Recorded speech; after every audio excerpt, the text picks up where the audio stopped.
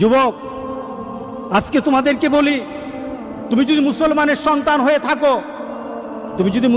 সন্তান হয়ে থাকো, তাহলে আজকে তোমাকে এই চিন্তা করতে হবে, এমন কাজ আমি করব না যেই কাজের জন্য আমাকে মৃত্যু পরবর্তী জীবনে আমাকে গুনাহ পেতেই থাকবো, এই কাজ আমি করব না।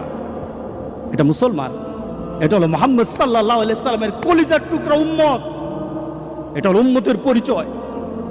আজকে আপনি আশ্চর্য হবেন, গোটা পৃথিবীতে এখন নেট ব্যতীত মানুষ থাকতে পারে না।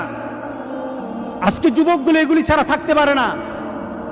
আজকে যুবকগুলি নিজেকে বিভিন্নভাবে সমাজের মধ্যে পরিচয় তুলে ধরছে, তারা মুসলমানের সন্তান, এই পরিচয় আজকে সমাজের মধ্যে হচ্ছে না।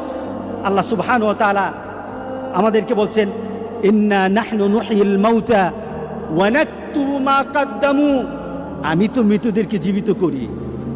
আল্লাহ বলেন, আমি মৃতদেরকে আবার জীবিত করব এবং তাদের কৃতিকর্মগুলো